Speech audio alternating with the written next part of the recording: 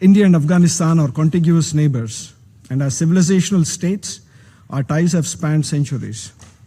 Our history of close cooperation continues to guide our modern-day relationship. The proud people of Afghanistan have endured a lot in this century, and the government of India will continue to stand in favor of peace and stability so as to foster development and stability in this nation. Our participation in the Doha Working Group meetings and our strong bilateral development partnerships stand testimony to this promise. Madam President, India's capacity building and humanitarian assistance initiatives for the Afghan people can be seen in all 34 provinces and in more than 500 development partnership projects. We are focusing on healthcare, public infrastructure, and capacity building.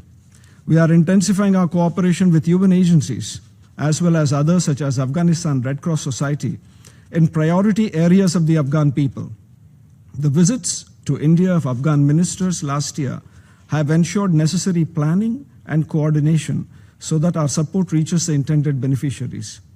Generations of Afghans, having suffered years of active hostility, are now suffering neglect of the international community. In April 2026, India delivered 3 tons of specialized flood relief supplies to support communities affected by recent floods. The consignment included kitchen sets, dignity and hygiene kits, plastic sheets, tarpaulin, sleeping bags, and more. In its commitment to strengthen Afghanistan's child immunization program, India has recently delivered 33 tons of BCG and tetanus and diphtheria vaccines and related dry materials to Kabul. It gives us great satisfaction to report that now Afghan children suffering from acute congenital heart diseases are being treated in India. Establishment of maternity clinics in rural areas in Paktika, Khost, and Paktia, upgradation of the Indira Gandhi Institute of Child Health, and construction of oncology and trauma centers in Kabul also underlines our commitment to Afghan women and children. We thank our partner agencies, including UNICEF and Afghan Red Cross Society in this regard. Setting up of an oncology center, a trauma center, and the soon-to-begin installation of advanced medical devices across hospitals and construction of a 30-bed hospital in Kabul and a thalassemia center in Herat will provide much-needed healthcare support. Since August 2021, my country has supplied more than 50,000 tons of wheat, 420 tons of medicines and vaccines, including anti-cancer medicines, and medicines for vector diseases, as well as 40,000 liters of pesticides. The 2 earthquakes that have ravaged Afghanistan last year call for more support. India was among the first to provide humanitarian assistance to the tune of 60 tons of food, 42 tons of earthquake relief materials, and 73 tons of essential medicines. In partnership with the UN Office on Drugs and Crime, we have provided 68 tons of medical supplies and 34 tons of social support items for rehabilitation of drug addicts. In the field of education, our scholarship and fellowship schemes for Afghan students are always in demand. Since 2023, about 3,000 students have availed themselves of these opportunities, including 1,000 Afghan women. Another 1,000 scholarships will also be offered very soon to pursue degree courses and master's courses. India continues to provide financial and logistical support to Afghan self-help groups led by women. Madam President, the display of skill and professionalism by Afghan cricketers during the recently concluded Indian Premier League brought immense joy to all of Afghanistan and to the cricketing world.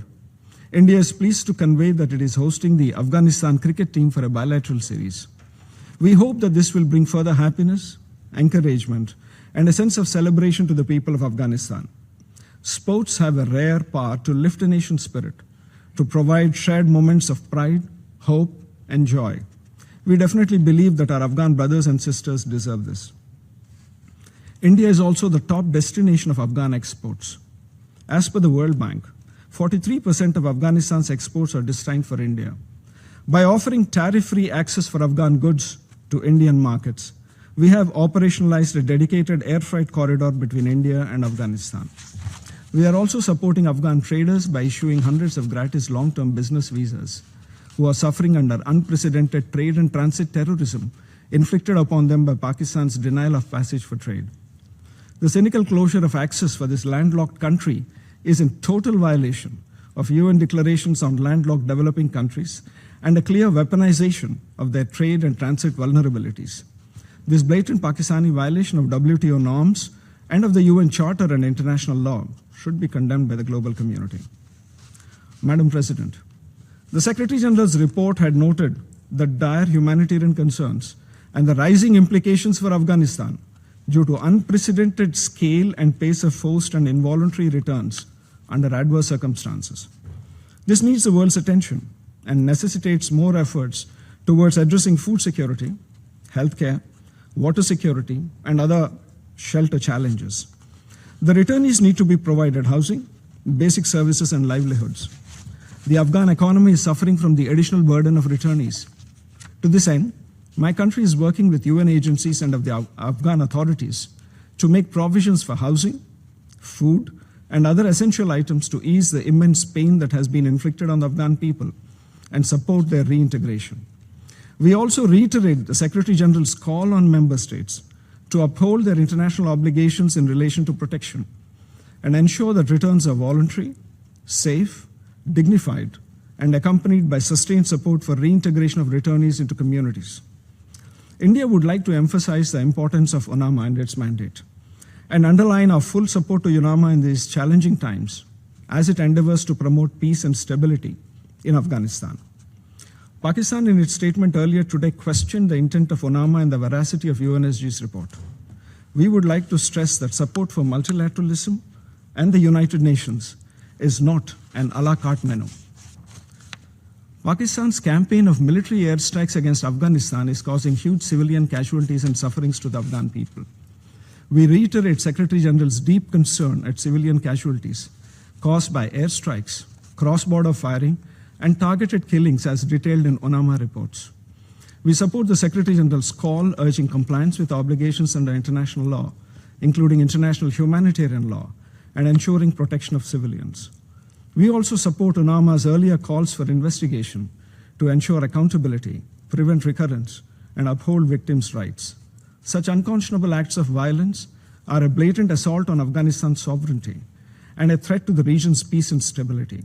India strongly condemns the airstrikes on Afghan territory, which are flagrant violations of international law and the UN Charter and the principle of state sovereignty.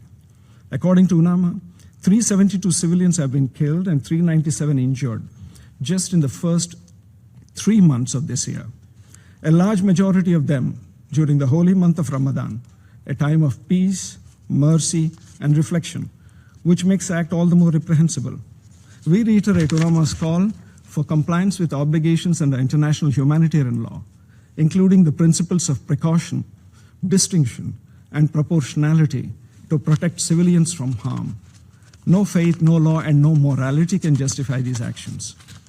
Let me reiterate, dressing up a massacre as a military operation does not absolve the perpetrator. Killing, maiming, and orphaning civilians is not counterterrorism.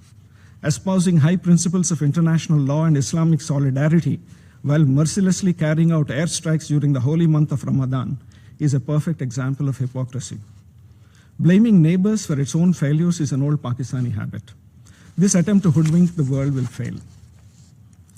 Coming up with official notifications directing Pakistan's government agencies to start referring to groups inside its own borders as Fitna al-Hindustan is nothing but officially sponsored misinformation and disinformation dressed in religious terminology.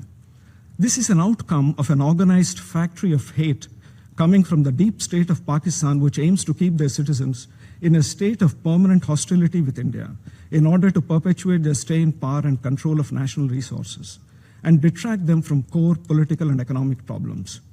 The de facto coup by the military through the 27th Constitutional Amendment is only its most recent manifestation. India stands steadfast in rejecting terrorism in all its forms and manifestations. Only coordinated efforts of the international community can ensure that ISIL and Al-Qaeda and their affiliates, including the Lashkar-e-Taiba and the Jaish-e-Mohammed, and proxies of the LET such as the Resistant Front, along with those who facilitate their operations, no longer indulge in cross-border terrorism. We call on the international community to work together towards this noble goal. Madam President, we lend our voice again in re-emphasizing the importance of incentivizing positive actions. The political reality of Afghanistan has changed in the last 5 years, and the current UN sanctions regime must take that into account. The UN and the international community need policy instruments that aim to benefit the people of Afghanistan and nudge policy in the right direction, rather than only wielding tools of punishment that are yielding diminishing returns. The international community must engage with all stakeholders across all formats. I thank you, Madam President.